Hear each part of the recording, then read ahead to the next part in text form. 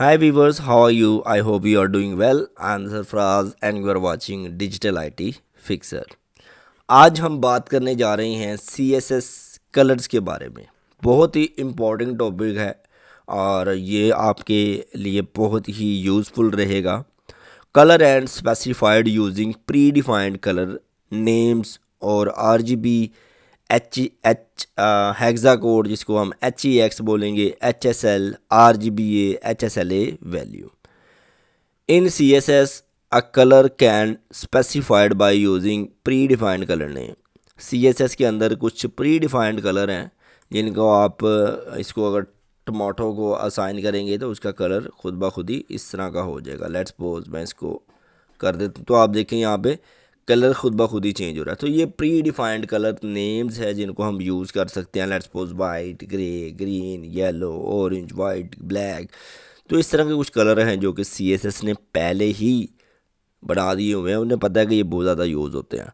तो एक तो कलर नेम से भी हम अपना डिज़ाइन दे सकते हैं, ठीक है। अगर आपको कलर नेम याद हैं तो आप वो कलर नेम दे दें। लेकिन कुछ ऐसे कलर होते हैं जिनको डिज़ाइन हम जिनका कलर नेम भी नहीं बना सकते हम। लेट्स सपोज वो red green and blue RGB से बना हुआ है, रेड ग्रीन ब्लू से, तो उनको हम क्या नाम दें? कुछ नाम बनते ही नहीं है उनका, तो कोड लगाना पड़ता है, या हेक्सा कोड लगाना पड़ता है या RGBA कोड लगाना पड़ता है। वो भी आगे देखते हैं।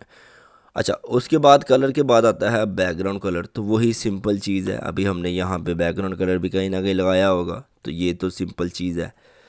ठीक है। उसके बाद CSS टेक्स्ट कलर, तो वही बात आ गई। कलर देंगे तो टेक्स्ट कलर लग जाएगा और अगर बैकग्राउंड कलर देंगे तो बैकग्राउंड लग जाएगा। और यहाँ पे बॉर्डर का कलर है, तो जब बॉर्डर आएंगे तो उसको देख लेंगे, no issue. CSS colour value in CSS colors can also be specified using RGB values, hexa values, HSL value, RGBA value and HSLA। तो यानी कि जब ऐसा कलर जो यूज़र जो है ना, वो यूज़र को भी आइडिया ना हो कि वो कैसे कि उसका नाम क्या होगा, और हमें भी आइडिया ना हो कि उसका नाम क्या होगा, तो फिर उसको हम RGBA से बनाते हैं या हेक्सा कोड से बनाते हैं या HSL से बनाते हैं। तो यहाँ पे आपको तीनों कोड या तो क्लाइंट प्रोवाइड करेगा या आप ख़ुद भी बना सकते हैं कलर कोड जनरेटर पे जाके। अगर मैंने हेक्सा कोड जनरेट करना है तो मैं हेक्सा कोड कलर जनरेटर पे जाऊंगा, जनरेटर। तो यहाँ पे HTML कलर पिकर हैं और भी बहुत सी वेबसाइट्स हैं। तो यहाँ पे आप देखें कोई भी कलर बना सकते हैं अपना। और क्योंकि मुझे तो वैसे क्लाइंट ही प्रोवाइड करते हैं, तो देखिए यहाँ पे अगर मैं जो भी कोड सेलेक्ट कर रहा हूँ वो आपको यहाँ पे कोड बना हुआ आ रहा है। यहाँ पे आप देखें कि आपके पास हेक्सा कोड बना हुआ आ रहा है। यहाँ पे आप देखें आपके पास RGBA बना आ रहा है। और यहाँ पे अगर आप देखें तो आपके पास एक HSL कोड बना हुआ आ रहा है। तो यहाँ पे आप कुछ भी बना सकते हैं कोड। यहाँ पे मल्टीपल ऑप्शंस हैं आपके लिए। मोस्टली आपको क्लाइंट ही प्रोवाइड करेगा। ख़ुद भी बना सकते हैं आप, Adobe फोटोशॉप में बना सकते हैं, इन टूल्स पे भी बना सकते हैं। तो ये हमारे क्या हैं, कलर कोड्स हैं। और background colour and text colour को हमने ऑलरेडी देख लिया है, तो उसको दोबारा डिस्कस नहीं करेंगे। आपका टाइम बहुत इंपॉर्टेंट है, आई नो अबाउट डैट। और ये बैकग्राउंड इमेज की बात करते हैं, बैकग्राउंड इमेज। तो बैकग्राउंड इमेज में आपने अगर मेरी HTML की सीरीज़ देखी है तो उसमें हमने एक बैनर क्रिएट किया था, उस पर हमने एक बैकग्राउंड इमेज ऐड की थी। और बैकग्राउंड इमेज का मैंने वहाँ पे डिटेल में चीज़ें बता दी हुई हैं। अगर आपने वो सीरीज़ नहीं देखी तो आपको पहले वो सीरीज़ देखनी है।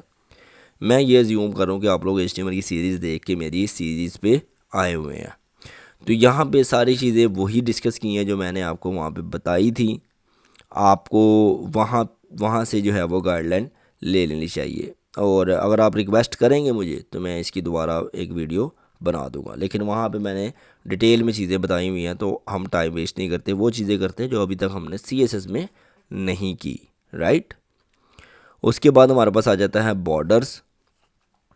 तो बॉर्डर्स भी हमने वहाँ पे कहीं ना कहीं लगाए होंगे, लेकिन बॉर्डर्स का कोड मैं दोबारा कर देता हूँ कुछ, क्योंकि इस पर ज़्यादा कोई टाइम लगेगा नहीं।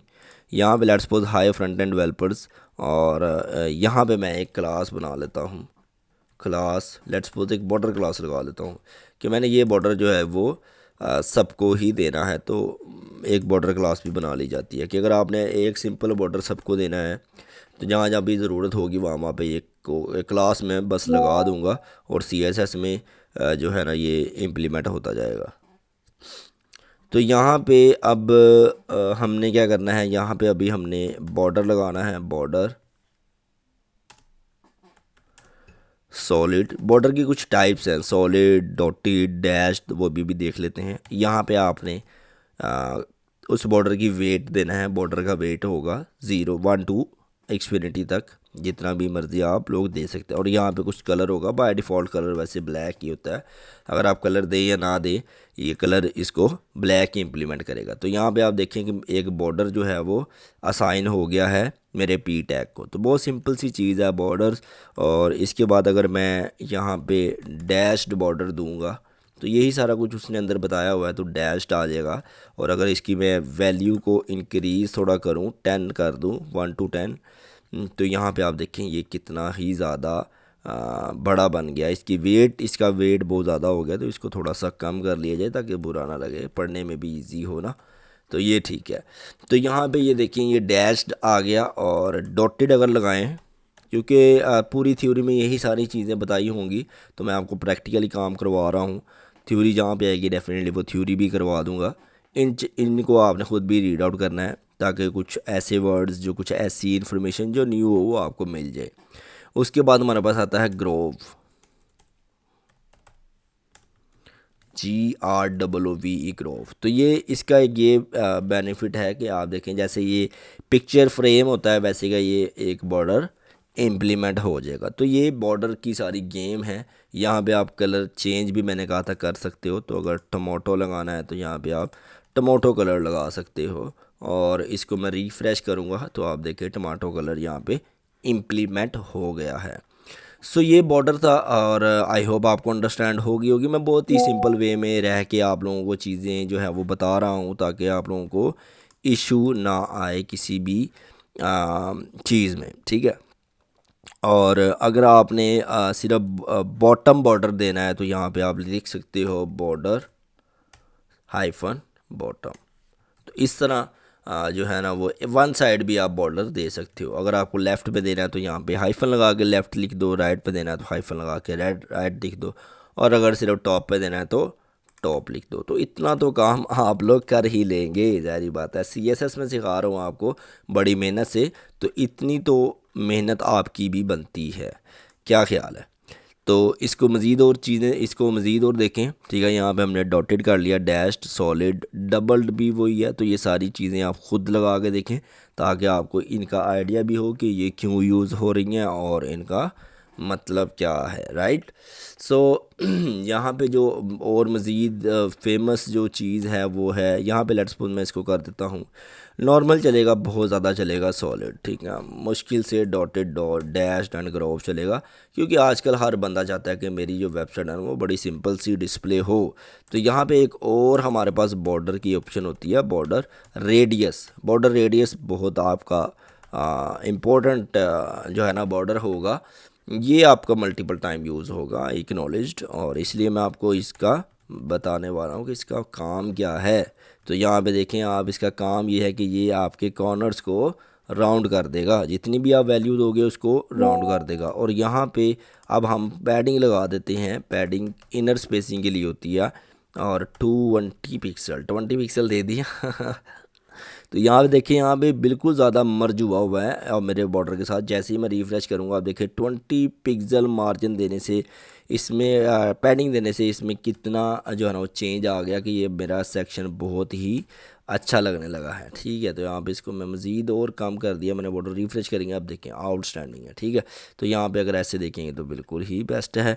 और अगर आपको टॉप बॉटम से थोड़ा कम मार्जिन देना है और लेफ़्ट राइट से ज़्यादा देना है तो आप ऐसे भी कर सकते हैं। ये पहली वैल्यू कंसीडर करेगी टॉप वैल्यू को और बॉटम वैल्यू को, और सेकंड वैल्यू कंसीडर करेगी लेफ़्ट एंड राइट वैल्यू को। यस, तो इसको ऐसे करेंगे तो आप देखें यहाँ पे अब ये थोड़ा लेफ़्ट साइड पे हो गया। तो आउटस्टैंडिंग चीज़ होगी भाई, अब तो आपको एक एक चीज़ मैं बता रहा हूँ। तो चैनल को मुझे आइडिया है कि आपने सब्सक्राइब लाजमी कर लिया होगा, क्योंकि आपको मैं एक एक चीज़ खुद कोड करके बता रहा हूँ और ये बड़ी ही थोड़ी सी टाइम टेकिंग होती है कि मैं सीनियर जो है ना वो एक्सपर्ट बंदा हो के HTML CSS दोबारा करवा रहा हूँ आप लोगों को। तो लेकिन ये क्या है कि मेरा एक आप लोगों के लिए जो है ना वो एक बड़ी ही गुडविल है कि मैं आप लोगों को ये चीज़ें सारी बेसिक से करवा रहा हूँ, और बेसिक से एडवांस तक करवाऊँगा, सिर्फ बेसिक्स ही नहीं करवाऊँगा।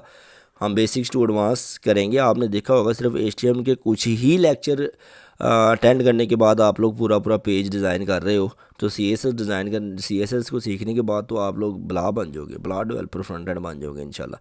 और आप डेवलपर जो हैं वो बूटस्ट्रैप डेवलपर भी आपको बना दूंगा, परेशान नहीं होना। बस चैनल को आपने मेरा थोड़ा सा ग्रो करना है, पुश करना है, ताकि मुझे पता लगता रहे कि जी हाँ पीछे ऑडियंस बैठी हुई है मुझे देखने के लिए, उन्हें बेनिफिट हो रहा है, ताकि मैं ज़्यादा से ज़्यादा लेक्चर जो है ना वो अपलोड कर सकूँ आपके लिए, आपको ज़्यादा से ज़्यादा ट्रेंड कर सकूँ। तो मिलते हैं नेक्स्ट लेक्चर में मार्जिन एंड पैडिंग में, तब तक के लिए टेक केयर।